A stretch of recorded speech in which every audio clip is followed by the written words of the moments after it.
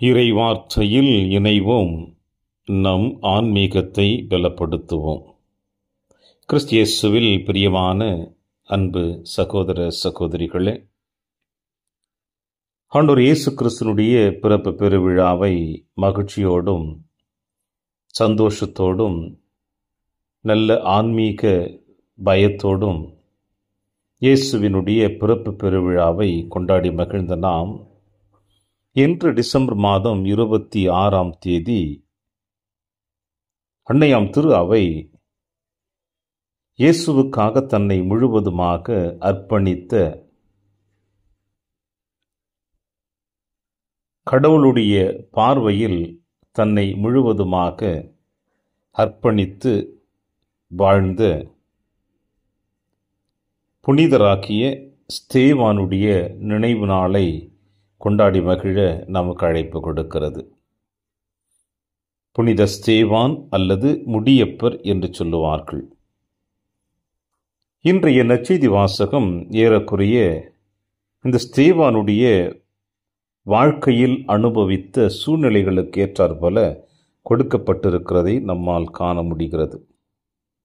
என் பொருட்டு ஆளுநர்களிடமும் அரசர்களிடமும் உங்களை இழுத்துச் செல்வார்கள்.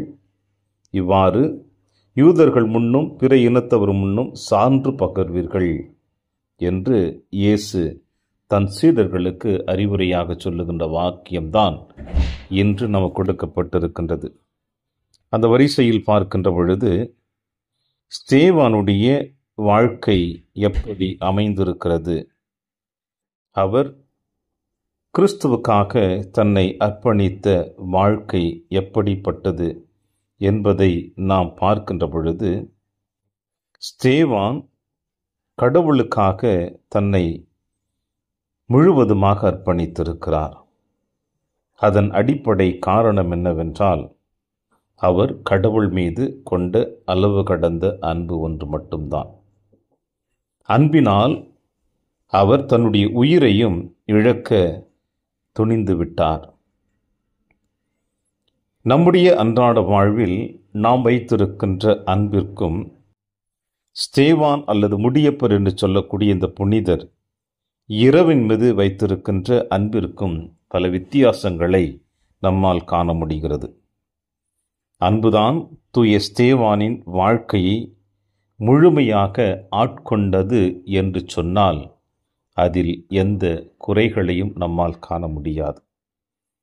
அந்த வரிசையில் பார்க்கின்ற பொழுது, நேற்றைய தினத்தில் ஆண்டவர் இயேசு கிறிஸ்துனுடைய பிறப்பு பெருவிழாவை கொண்டாடி மகிழ்ந்த நாம் இன்று அடுத்த நாளே ஒரு மறைசாட்சியனுடைய வாழ்க்கை சரித்திரத்தை நாம் வாசிக்கின்ற பொழுதும் அதை கேட்கின்ற பொழுதும் அதைப்படி கடைபிடித்து வாழ வேண்டும் என்று அன்னையாம் திரு அவை சொல்லுகின்ற பொழுது, இயேசுவின் பிறப்பு நேற்று இன்று ஒரு மனிதனுடைய இறப்பின் செய்தி என்று சொன்னால் நம்மால் ஏற்றுக்கொள்ள முடியுமா? முடியாது. இருப்பினும் இது இறைவனுடைய சித்தம் என்பதை நாம் மறந்துவிடக்கூடாது என்பதையும் புனித ஸ்தேவான் நமக்கு சொல்லுகிறார். இந்த ஸ்தேவான் ஆண்டவருடைய பணிக்காக தன்னை அர்ப்பணித்திருக்கின்ற பொழுது தலைமை சங்கத்திற்கு முன்பாக ஆற்றிய உரையில் 3 முக்கியமான உண்மைகளை நம்மால் காண முடிகிறது. ஒன்று, கடவுள் எருசலேம் திருக்கோவிலில் மட்டும் பிரசன்னமாக இருக்கவில்லை, அவர் எல்லா இடங்களிலும் தூய பிரசன்னத்தோடு இருக்கிறார் என்பதையும், இரண்டாவது, இஸ்ரேல் மக்களின் தலைவர்கள் தொடர்ந்து கடவுளின் பணியாளர்களை புறக்கணித்து அவர்களை துன்புறுத்தி வருகிறார்கள், இதுவும் ஏற்றுக்கொள்ளப்படாத ஒரு சூழ்நிலை என்பதையும் அவர் வெளிப்படுத்துகிறார். மூன்றாவது பார்க்கின்ற பொழுது, யூதர்களால் புறக்கணிக்கப்பட்டு கொடுமைப்படுத்தப்பட்டு சிலுவையில் அறையப்பட்ட இயேசு கிறிஸ்து 3ஆம் நாளில் உயிர்த்தெழுந்து தந்தை கடவுளின் வலப்பக்கத்தில் வீற்றிருக்கிறார் என்ற நம்பிக்கை இந்த ஸ்தேவானுக்கு இருக்கிறது. இப்படி இவர் பேசிய காரணத்திற்காகத்தான் ஸ்தேவானை ஆளுநர் முன்னிலையில் இழுத்து வருகிறார்கள். அங்கே குற்றம் சுமத்தப்படுகிறது. அவரை கல்லால் எறிந்து கொள்கிறார்கள். இவரை கல்லால் எறிந்து கொள்ளுவதற்கு அங்கே உறுதுணையாக தலைமை குருவாக இருந்த ஒரு புனிதர்தான் சவுலாக இருந்தவர் பவுலாக மாற்றப்பட்டவர். ஆக சவுலாக இருக்கின்ற பொழுது அவர் கிறிஸ்துவுக்காக எதிராக நின்ற விதம், கிறிஸ்தவர்களை கொன்று குவிக்க வேண்டும் என்று இருந்த எண்ணம் அனைத்தையும் அவருடைய வாழ்க்கையின் அடித்தளத்தில் நமக்கு தெளிவாக காட்டிவிட்டது. பிரியமான அன்பின் தேவ பிள்ளைகளே, அந்த வரிசையில் பார்க்கின்ற பொழுது இந்த ஸ்தேவான் அல்லது முடியப்பர் எந்த அளவிற்கு இறைவன் மீது அளவு கடந்த அன்பு வைத்திருந்தாரோ அதே போல நாமும் நம் இறைவன் மீது நம்பிக்கை வைக்க வேண்டும். அவர் மீது ஆழமான விசுவாசம் கொண்டிருக்க வேண்டும்.